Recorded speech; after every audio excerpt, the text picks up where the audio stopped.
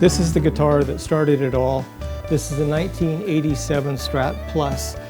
It's interesting how Fender used the marketing idea of calling it a Strat Plus. You know, first they came out with the American standard Stratocaster in 1986, and they were working on a prototype for Jeff Beck.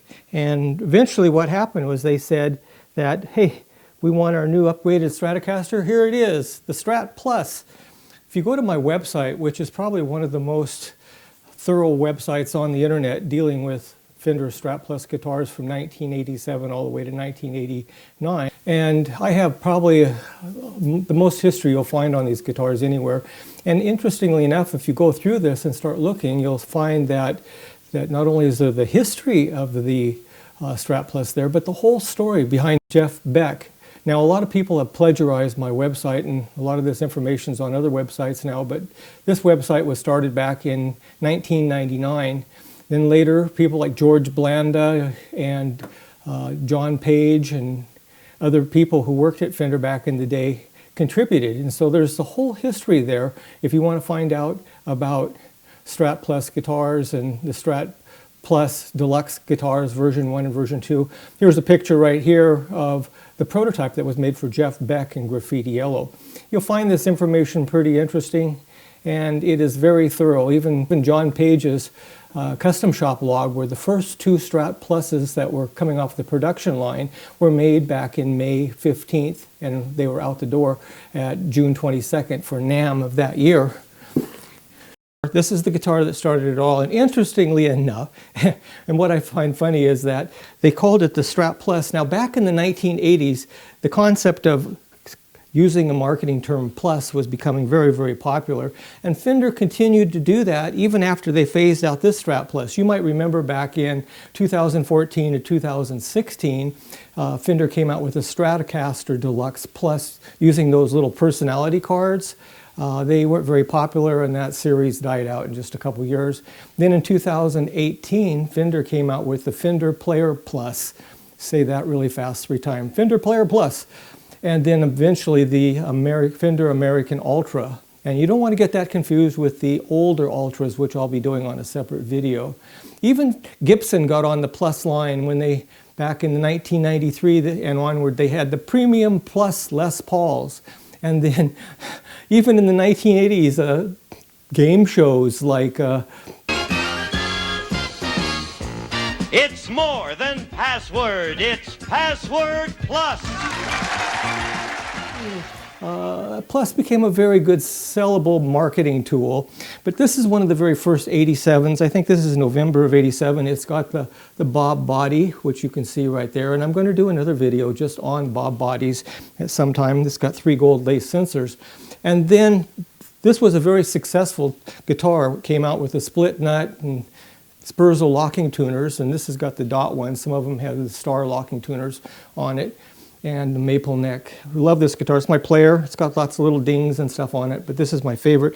Here's the new old stock version 1 Stratocaster Plus Deluxe, or they called it the Deluxe Strat Plus. And this is almost a mint, brand new mint NOS guitar.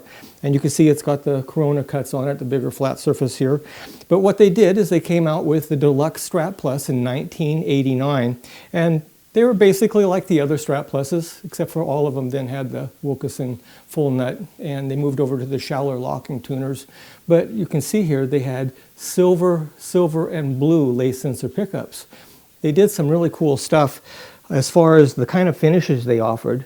They offered graffiti yellow and other colors such as Bahama green, dusty rose, pewter, Torino red, gunmetal blue, Arctic white, ice blue, and raspberry finishes. And this makes these guitars very collectible because of the fact that they only made these for about 9 months, 8 months to 9 months before they came out with the version 2 Deluxe Strat Plus. Later in 1988 and 1989, they started putting in the trim setter. And I'm going to be doing a video sometime about how to set these trim setters up. A lot of people pull them out of their guitars and they hate them, and the real reason they hate them is because they're not set up properly. When they came out with the version Version-2 Deluxe Strat Plus, they really changed things. They limited all those cool vintage colors, all those nice pastel colors, to colors like Natural, which was just a solid ash, Antique Burst, Ebony Frost, Crimson Frost, and Blue Frost. They went from a whole list of colors you could choose down to basically 5 colors. I think they went from 8 to 5 colors, and a lot of them were made with ash bodies. They advertised the guitars as having ash laminate caps on an alder body or sometimes poplar bodies, but the truth is probably about 85% of them were solid ash. They must have had a huge run of ash billets, is what they call it, for making guitars out of, because a lot of the 1990 Deluxe Strat Pluses were really heavy and they were solid ash.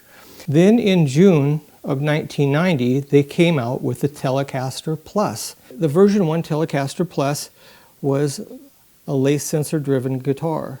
And here we have a 1992 Telecaster Plus, Standard Plus, in the rare Firestorm finish. Now there was another guitar that they released just about this same time, and this was a James Burton signature model. And James Burton had a couple different colors, but one of the colors they had was this one. It's a red paisley, and it's made with the same kind of process, or similar to the process that the Firestorm finishes were made. And then when the Strat Plus Deluxes came out, they moved over to the blue, silver, and red lace sensors. Then finally they released the Telecaster Plus. This is the standard Telecaster Plus in the rare Firestorm finish. And they use the blue, which is like a 1950s PFA, or some people say it's similar to a P90 in its voice, and then the lace sensor dually. Now there's an interesting story behind these lace sensor dualies. Jack Schwartz, who's a friend of mine, and he used to be in marketing and customer relations and things like that for Fender. He actually worked with Don Lace Sr. with the concept of a dually. And here you can see a picture of him, you know, with his prototype guitar with a dually concept. And what these were 2 independent pickups that were side by side, and he came up with this idea of using a mini switch.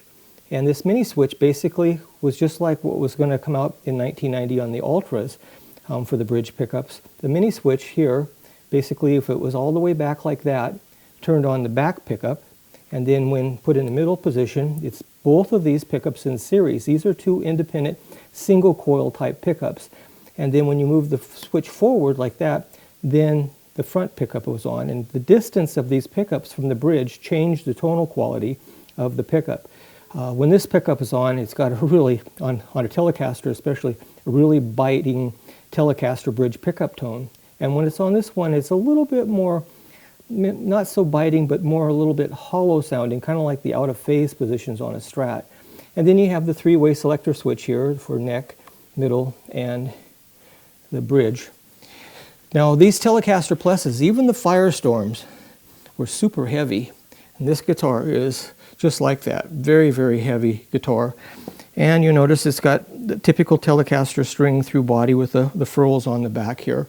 And just the standard Fender F tuners on it. This guitar is beautiful, by the way. And I love this finish. You know, the light hits it just right. It just pops up like a stop sign.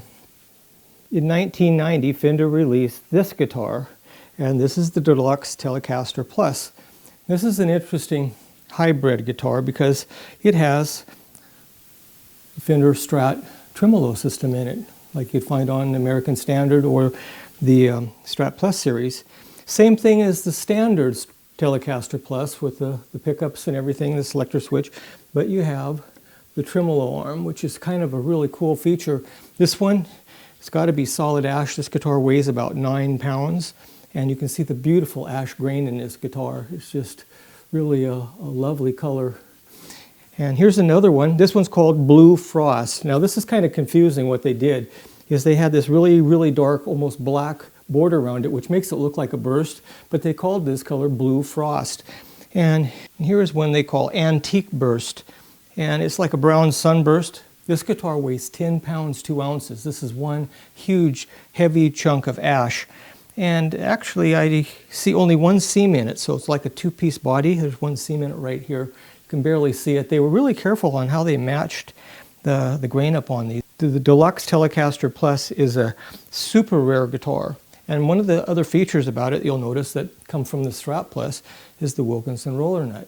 And then the Schaller locking tuners. This is so unique and unusual for a Fender guitar to have these things. I was kind of curious because I always thought that the nut on a Telecaster was smaller than on a Strat, so I measured them with a micrometer, and they're almost exactly the same size as the Strats are right here on this particular model. Like I mentioned, the Telecaster Plus first showed up on Fender's price list in June of 1990. And a lot of them came out with the E9 serial number, making it look like they actually came out in 1989. It has the E9 serial number, but this is probably a 1990 or could even be a 1991 guitar. And then this one has this infamous N9 serial number, which is pretty interesting story behind that, because N9 should be 1999, but it's not. The N stands for 90, and the 9, of course, is the year 1999. But this is a 1990 or 91. Sometimes it could be a 1992. The production numbers started dropping quite significantly into the middle of the 1990s.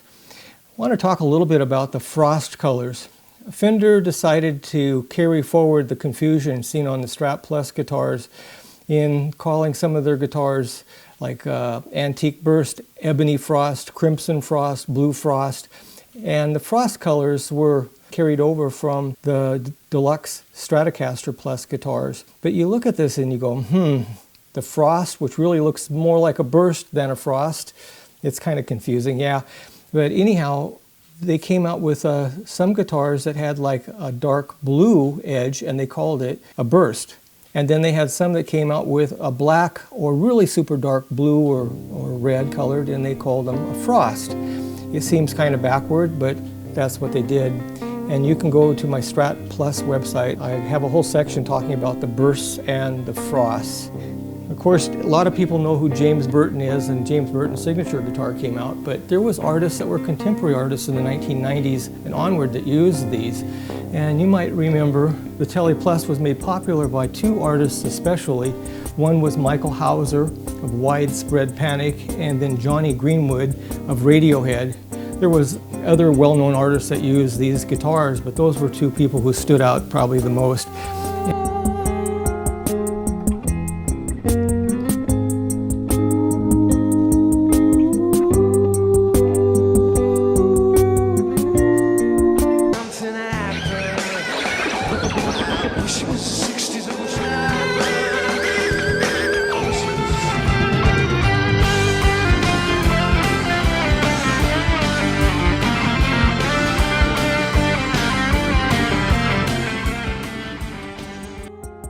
Now these Version-1 Telecaster Pluses came in Natural Ash, Antique Burst, Ebony Frost, Crimson Frost, Blue Burst, Firestorm, Blue Frost, and Crimson Burst.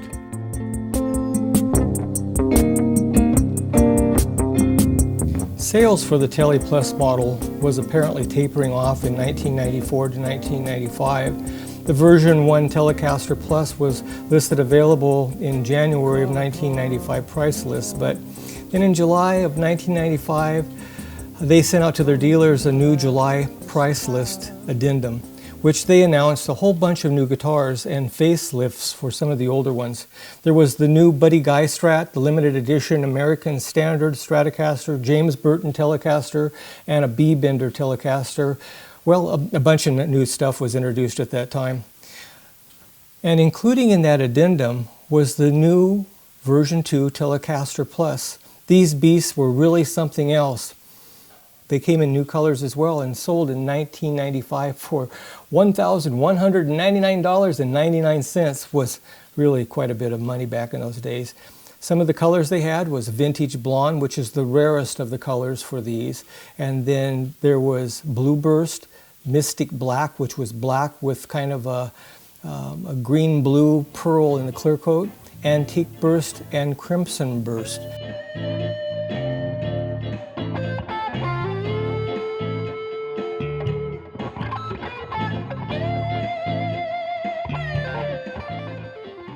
In mid-1997, Fender changed the colors that were available, and this is like the last few months before they actually phased the guitars out and came out with a different lineup.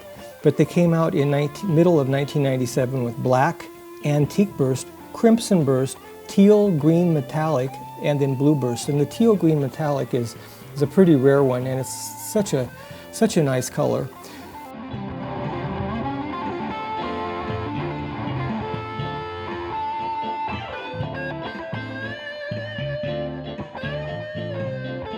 Let's talk about these guitars a little bit. Here's 3 of them I happen to have right now, and these are all like brand new.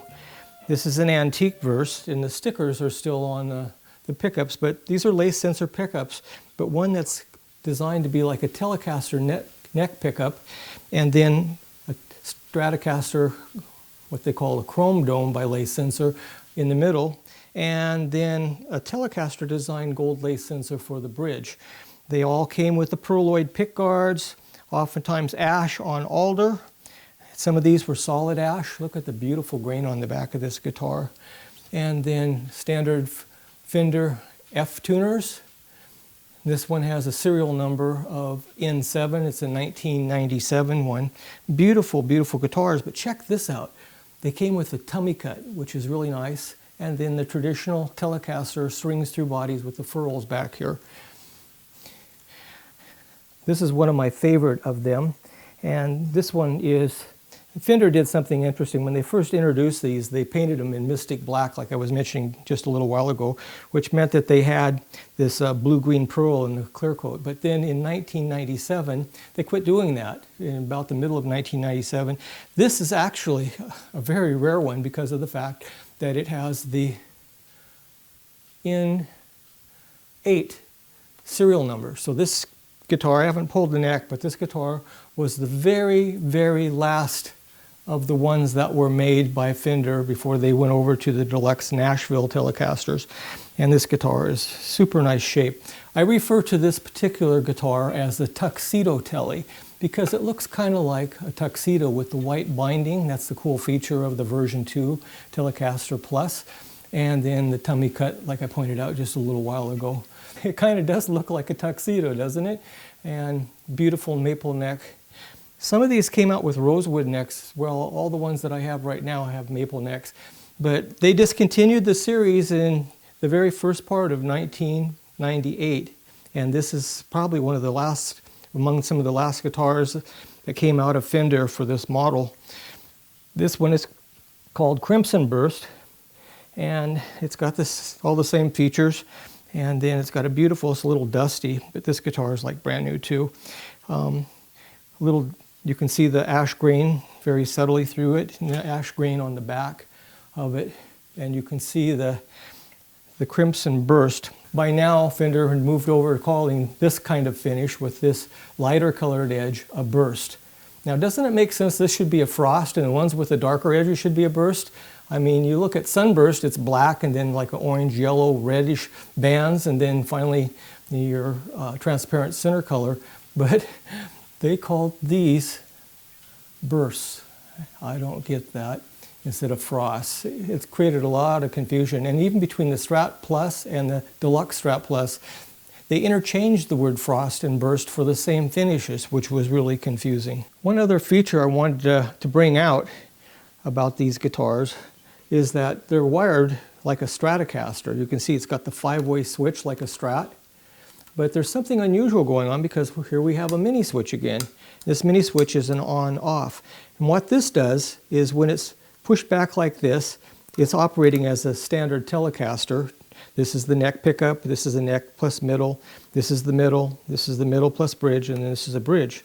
But whenever you're in position 5 or position 4, like the neck pickup, and you flip this little switch right here up, it turns on the bridge pickup. So now you have the neck plus bridge. And if you go to position 4 right here, which is this pickup and the middle pickup, all 3 pickups are now on. So this gives you an extra couple sounds that you don't normally get with a Stratocaster or a Telecaster. Check this out, it even has the little code thing right here still, because this guitar's not hardly been played at all. These are really, really nice guitars. And every one that I've had, the action is super low and they just play really nice. And you get all those Strat tones and those Telecaster tones and even more from these guitars. It's too bad they phased them out. Seems like what happens, they build a really quality instrument like these. These were the highest production Telecasters that you could get without going into custom shop. And you pull the necks on them and start looking at the body route and the butt end of the neck, you'll find out that the builders from custom shop were actually the ones that often built these guitars in the production side of Fender. Well, that's it for Telecaster Plus. I hope you enjoyed this video, and like what you heard today, go ahead and hit the like button. Everybody says that, of course, but I'm not doing this for monetary gain. This is a hobby, and I just love sharing the history of these guitars with you. There's a ton of history, by the way, on the website. A lot of the people who actually were into research and development on the Strat Plus series are contributors to the website, and they tell some of the stories behind the scenes, what were happening and how the production came about in making some of these guitars. Now, take care until next time.